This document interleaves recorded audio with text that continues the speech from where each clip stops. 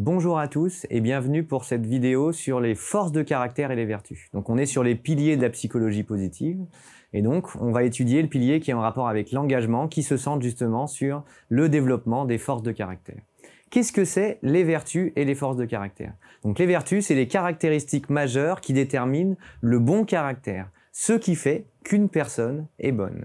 Les forces, ça va être les valeurs morales, donc ça renvoie à des traits de personnalité, donc des caractéristiques psychologiques d'un individu qui sont stables, indépendamment de la situation, et qu'on va retrouver finalement à travers le temps et à travers les situations. Donc on est vraiment sur l'idée que les forces vont permettre et sont les routes à emprunter pour atteindre les vertus. Donc les forces, ça renvoie à des façons de penser, à des sentiments, des comportements qui sont naturels chez un individu. Lorsque vous allez finalement parler d'un ami ou d'une personne proche, vous allez avoir tendance finalement à développer un petit peu comment vous la percevez et ça renvoie à des traits de personnalité, ça renvoie généralement à ces forces. Et utiliser ces forces dans notre quotidien fait finalement et nous permet d'accéder à un fonctionnement optimal et donc nous permet d'être d'autant plus performants dans une atmosphère qui va favoriser finalement le bien-être et le développement du bien-être chez nous. Donc pourquoi miser sur les forces? On s'est rendu compte que les individus qui utilisent les forces dans leur quotidien font preuve, de plus de vitalité et donc ils sont particulièrement énergiques dans leur quotidien. 2, ont un bien-être qui est vraiment développé. 3, vont avoir une progression plus rapide vers leur but. Autrement dit, ils vont être beaucoup plus efficaces que les autres individus à un niveau de compétence élevé. Donc quand j'utilise mes forces, du coup, ça va vraiment favoriser mon bien-être et ma progression vers les buts. Et 4e, lorsque je fais face à des obstacles, du coup, je vais être beaucoup plus efficace. Je vais faire preuve ce qu'on appelle d'une meilleure résilience. La résilience, c'est la capacité à surmonter les épreuves qu'on va rencontrer dans la vie de tous les jours. Et donc, on a ici vraiment l'intérêt de développer les forces plutôt que de mettre l'emphase finalement sur les faiblesses. Se centrer sur ses forces, c'est ce qui est essentiel. Si on reprend les propos de Martin Seligman, qui est le père fondateur de la psychologie positive, lorsque le bien-être provient de l'utilisation des forces et des vertus, alors la vie est imprégnée d'authenticité. Et donc on va être particulièrement à l'aise avec soi-même, avec les autres, et du coup on va favoriser le bien-être et également le fonctionnement optimal. Donc il existe dans la classification VIA, donc Value in Action, on est vraiment sur les forces dans l'action, dans le moment présent. Il existerait 6 vertus pour 24 forces de caractère. Donc les forces et les vertus, pour rappel, sont stables, mais elles peuvent quand même changer. On est sur la notion maintenant qu'un trait de personnalité va être forcément endurant à travers le temps et à travers les situations, mais si on travaille sur soi, on peut modifier finalement indirectement ses forces. Donc les forces de caractère sont universelles, c'est-à-dire que c'est des forces qu'on retrouve dans toutes les cultures et puis dans toutes les... à travers le monde, on va retrouver ces forces de manière universelle. Elles sont nécessairement positives, et puis elles sont surtout individualisées. Chacun a ce qu'on appelle une signature personnelle qui témoigne de ses propres forces et du coup on doit reconnaître ces forces pour pouvoir être capable de les utiliser dans son quotidien. Donc les 6 vertus. Donc on a la sagesse et la connaissance, le courage, l'humanité, la justice, la modération et la transcendance. Donc la sagesse et la connaissance, c'est les forces qui sont cognitives et qui entraînent une acquisition et une utilisation des savoirs. C'est finalement être centré et être particulièrement intéressé et curieux sur « j'ai besoin d'apprendre dans mon quotidien » et finalement c'est quelque chose qui est particulièrement prégnant pour moi. Le courage, c'est toutes les forces de caractère qui permettent finalement de développer une volonté d'atteindre ses buts. Quand je fais preuve de persévérance, du coup, je vais finalement mobiliser la vertu qui est en rapport avec le courage.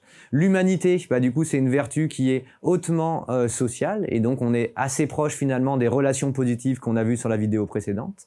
Et donc ça renvoie aux forces interpersonnelles qui permettent d'entretenir un lien solide avec les autres et de nouer aussi un lien solide avec les autres. Ceux qui font preuve d'humanité, même lorsqu'ils sont placés dans un environnement où ils ne connaissent pas grand monde, vont facilement aller à la rencontre des autres et vont du coup être relativement bien intégrés dans une communauté par exemple. La justice, on pourrait le définir par l'ensemble des forces civiques qui sous-tendent une vie saine en communauté. Et donc quelqu'un qui a une vertu de la justice qui est développée, c'est quelqu'un qui va finalement, on pourrait le définir par l'inverse, qui va être très précautionneux d'éviter l'injustice. L'injustice au niveau social, au niveau personnel. Et donc c'est quelque chose qui peut être prégnant chez certains individus. La modération, c'est l'ensemble des forces qui protègent contre les excès.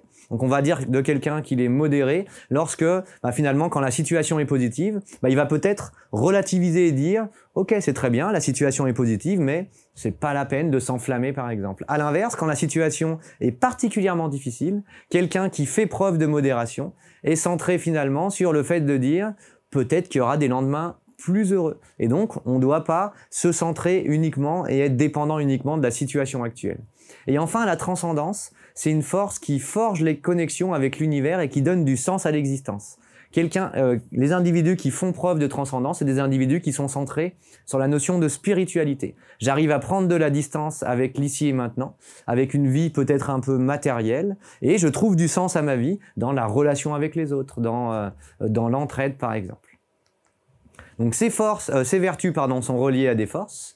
Donc par exemple pour la sagesse et la connaissance, lorsqu'on mobilise et on utilise les forces en rapport avec la créativité, avec l'ouverture d'esprit, l'amour de l'apprentissage, la curiosité et la perspective, on va du coup faire preuve de sagesse et de connaissance.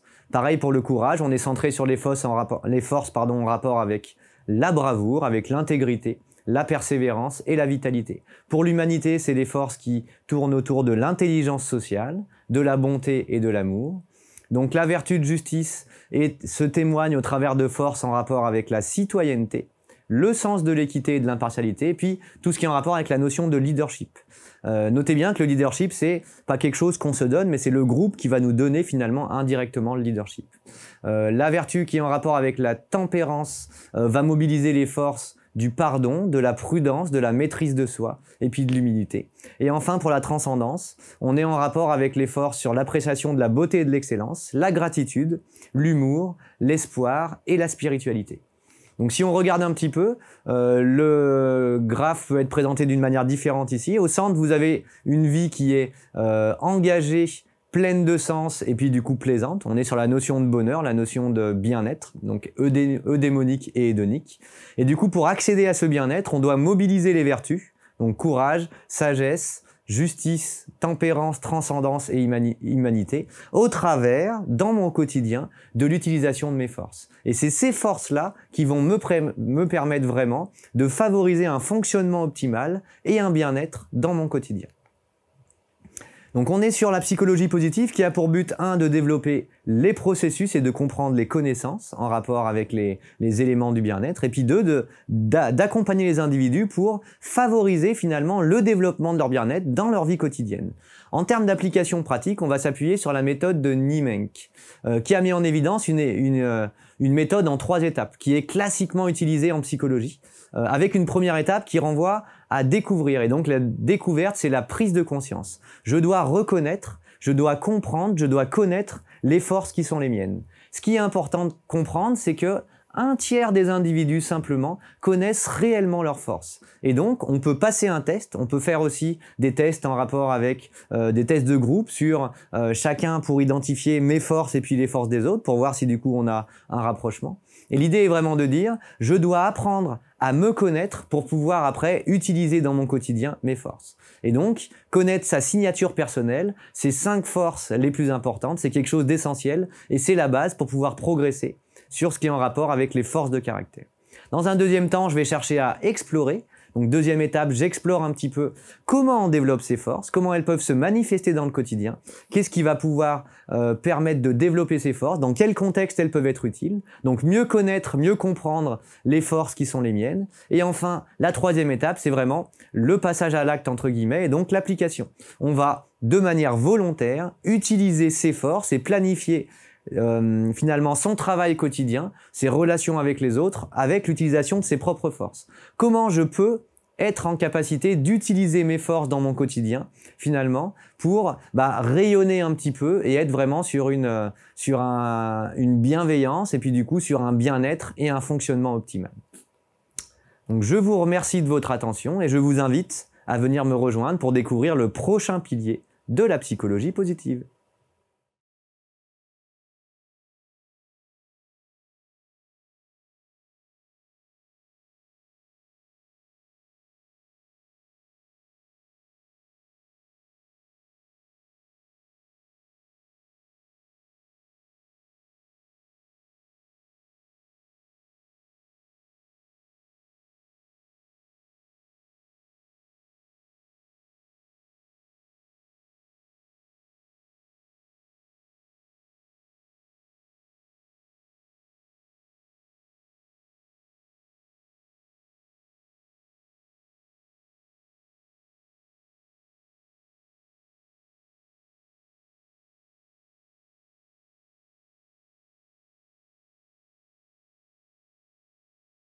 Bonjour à tous et bienvenue pour ce deuxième cours sur la psychologie positive.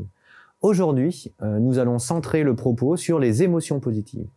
Pour faire un lien avec les deux vidéos précédentes, donc pour développer finalement le bien-être des individus, c'est important de s'appuyer sur le modèle PERMA de Martin Seligman. Donc Martin Seligman, il a mis en évidence qu'il y avait 5 facteurs principaux pour développer le bien-être. Aujourd'hui, on va se focaliser sur favoriser les émotions positives. Qu'est-ce que les émotions ? Les émotions, c'est une réaction physiologique et psychologique à une situation et plus précisément à la perception de la situation. Autrement dit, la manière de percevoir la situation va définir finalement quelle émotion je vais ressentir. Par exemple, si vous êtes dans une situation d'examen et que vous centrez finalement votre attention sur l'incertitude liée au résultat, alors il y a de grandes chances que vous ressentiez un petit peu d'anxiété à l'idée finalement de ne pas réussir l'examen. À l'inverse, si vous vous focalisez, vous vous concentrez finalement sur ce que vous avez appris, sur le parcours que vous avez mis en place, alors vous allez peut-être plutôt ressentir de la confiance ou de la sérénité parce que vous vous sentez bien préparé pour cet événement.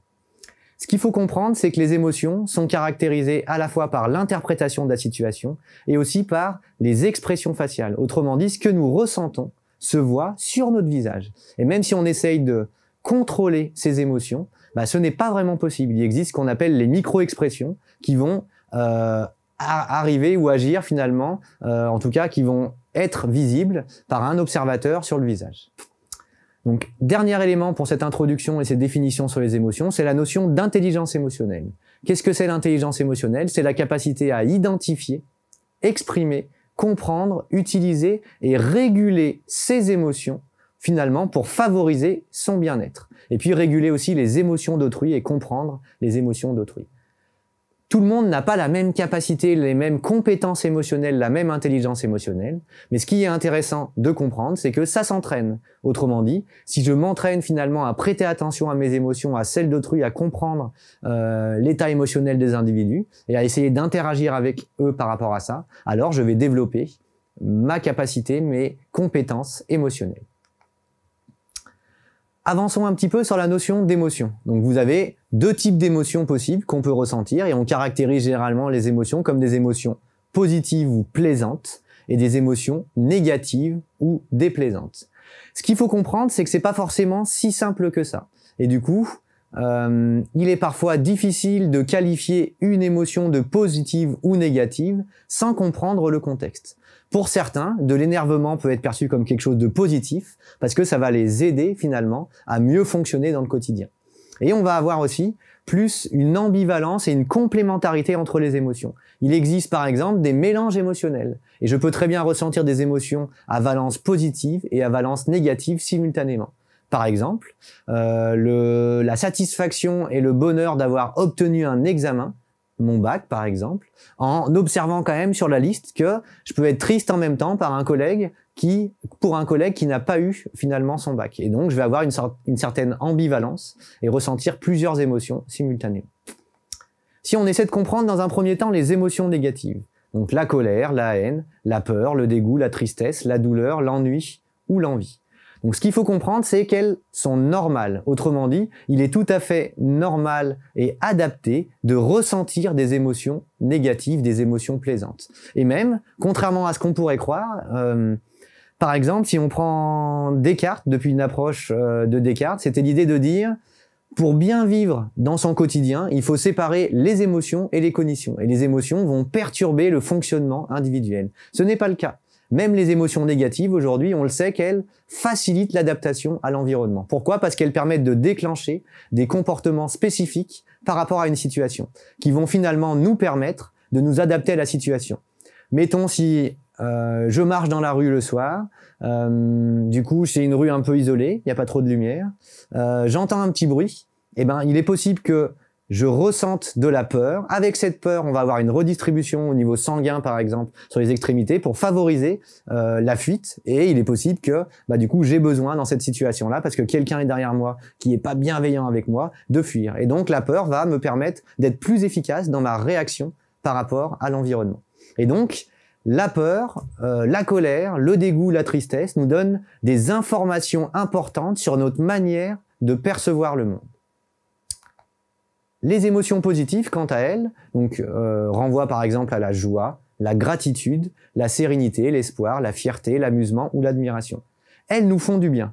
Et donc elles ont une fonction adaptative, mais aussi elles ont une fonction qui renvoie au bien-être hédonique, c'est-à-dire la fréquence, ressentir plusieurs fois et souvent des émotions positives. C'est plus important dans le quotidien de ressentir plusieurs petites émotions positives que de ressentir une fois une grosse émotion positive.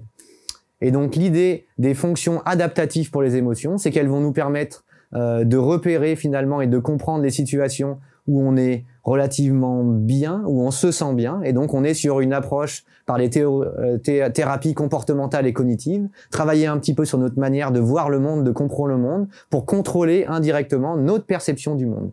Et les émotions positives vont avoir deux fonctions principales, qui vont être résumées dans le fait d'ouvrir le champ des possibles, finalement. Elles constituent des informations importantes, et elles nous ouvrent vers les autres. Si on détaille un petit peu ces deux fonctions, donc la fonction des émotions positives, on a une première fonction qui serait un effet d'extension.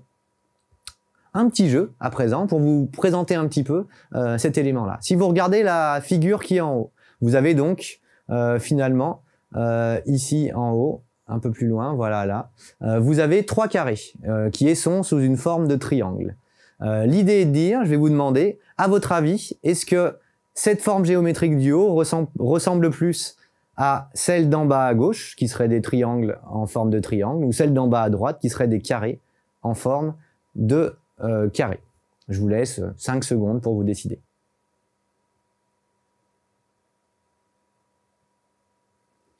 Donc si on regarde, normalement, lorsqu'on ressent des émotions positives, on est plutôt centré sur le monde dans sa globalité. Et donc, quand on va observer la figure du haut, on ne va pas repérer les carrés, mais on va plutôt repérer la forme triangulaire que cela donne. Et du coup, en ressentant des émotions positives, on va plutôt avoir tendance à percevoir que la forme géométrique qui est en forme de triangle avec des triangles, du coup c'est plutôt celle-là qui ressemble le plus quand on a des émotions positives. À l'inverse, quand on ressent des émotions négatives, on est centré sur le détail, et donc on va observer finalement des carrés dans la première forme géométrique. Et donc on va dire que la forme géométrique qui ressemble le plus, c'est celle également qui a des carrés, même si dans sa globalité, elle ressemble finalement pas à un triangle, comme ça pourrait être le cas pour la forme du haut. Si on détaille encore un petit peu plus la fonction et l'effet d'extension des émotions. Donc les émotions positives, elles étendent littéralement le champ visuel, et donc on voit littéralement plus large. Premièrement, on a une dilatation au niveau de la pupille quand on ressent des émotions positives. Deuxièmement, si vous regardez le schéma du bas, on a tendance à voir aussi bien les images qui sont dans la périphérie que les images centrales. Alors quand on ressent des émotions négatives, on se centre uniquement sur un élément de l'environnement sans étendre notre champ visuel. Troisième effet des émotions positives, effet d'extension, elles étendent aussi le fonctionnement cognitif.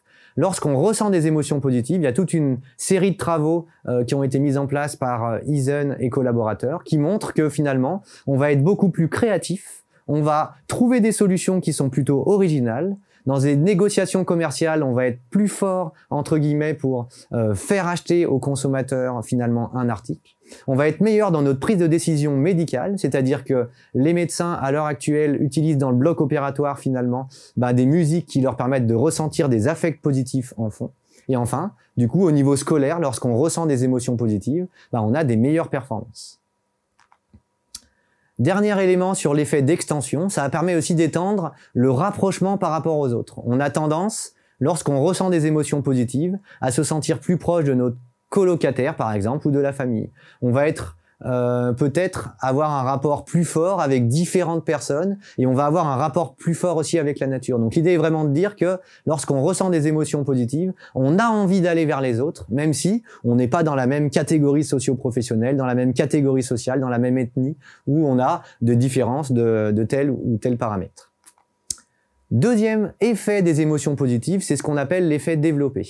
Alors ici, je vais vous traduire cet effet-là par une étude qui est maintenant ce qu'on appelle Princeps, donc qui est vraiment centrale dans la psychologie positive, qui a été conduite par Fredrickson et collaborateurs en 2008. Donc qu'est-ce qu'elle a mis en place? Donc elle a demandé dans une grande entreprise américaine à des salariés, plusieurs centaines de salariés finalement, qui ont accepté volontairement de prendre part à un programme de méditation d'amour et de bienveillance. Donc sur le temps de travail, ça aide aussi pour favoriser et pour encourager les salariés à venir au programme. Donc c'était négocié avec l'entreprise. Et donc l'idée est de dire, entre 13h30 et 14h30 tous les jours, donc 30 minutes sur mon temps personnel, 30 minutes sur le temps de travail, venir finalement participer à une séance d'amour et de bienveillance. Elle s'est rendue compte que au bout d'un mois, la séance d'amour et de bienveillance au niveau de la méditation avait largement augmenté les émotions positives ressenties par les salariés. Et puis, ce qui est intéressant, plus je venais aux séances de méditation, plus je ressentais une augmentation des affects positifs. Donc ceux qui ne venaient pas trop souvent ou qui ont décroché, on n'a pas vu finalement de différence sur les affects positifs. Et surtout, in fine, les émotions positives ressenties dans le quotidien grâce à la méditation d'amour et de bienveillance ont permis de développer les ressources attentionnelles, je suis plus concentré au travail, les ressources sociales, je suis plus enclin à partager ou à collaborer avec telle ou telle personne dans l'entreprise, les ressources physiques, je déclare moins d'accidents de travail, je déclare moins de jours de congé maladie, j'ai moins de petits bobos perçus dans mon quotidien, et puis enfin les ressources psychologiques, je suis plus heureux à venir au travail, je suis plus enclin à m'investir et avoir une vision optimiste finalement de mon travail. Dernier élément, pour bien comprendre la notion d'émotion positive, il faut finalement peut-être comprendre le rapport entre les émotions positives et les émotions négatives. C'est ce qu'on appelle le rapport de positivité. Et finalement, on a vu que les émotions négatives sont intéressantes et ont des fonctions, mais on se rend compte qu'il y aurait une sorte de rapport idéal. L'idée serait de dire, il faut ressentir 3 émotions positives pour une émotion négative pour bien fonctionner dans le quotidien. Notez que ça marche entre 3 et 5. Une illustration qui est assez frappante. Donc c'est Gottman qui a créé dans son laboratoire ce qu'on appelle les Love Labs, donc laboratoire sur l'amour. Qu'est-ce qu'il fait? Il reçoit des couples finalement dans son laboratoire. Donc il leur demande, donc il les filme avec des caméras, il leur demande de parler de quelque chose qui est un peu problématique dans le couple. Donc généralement l'éducation des enfants, comment on dépense l'argent dans le ménage. Et il observe ce qui se passe. Il se rend compte et il a réussi à prévoir que dans ces situations conflictuelles, si on a entre 3 et 5 émotions positives pour une émotion négative, donc si les couples arrivent finalement à faire face à ça et du coup à ne pas se focaliser sur quelque chose qui est négatif, alors du coup, on va avoir des couples qui vont rester ensemble et qui vont être solides. Les couples qui avaient un rapport de positivité entre 1 sur 1, une émotion positive pour une émotion négative ou 2 émotions positives pour une émotion négative, divorçaient significativement plus dans l'année qui suivait ou dans les 2 ans qui suivaient. Donc on se rend compte que ce rapport de positivité, il fonctionne vraiment bien. Donc au niveau familial, mais ça fonctionne aussi avec un entraîneur et un entraîné, avec un enseignant en activité physique adaptée et avec une personne qui l'encadre, ou au niveau scolaire avec l'enseignant et puis du coup les élèves. Et donc les émotions positives et négatives sont vraiment utiles à retenir, elles améliorent toutes les deux l'adaptation. Et ce qui serait intéressant quand même, c'est de favoriser l'expérience d'émotions positives, de limiter un petit peu les émotions négatives si elles sont trop fréquentes. Et dans l'absolu, ce qui compte, c'est de ne pas ressentir des fausses émotions. Lorsqu'on dit qu'il faut un rapport de positivité, c'est des vraies émotions sincères. Si c'est pour se faire croire à soi-même qu'on ressent une émotion positive alors qu'on ne le ressent pas de l'intérieur, ça ne fonctionne pas vraiment. Et donc on doit vraiment avoir un rapport de positivité qui est sincère et qui vient du plus profond de soi-même. Voilà, merci de votre attention et au plaisir de vous retrouver sur la prochaine vidéo.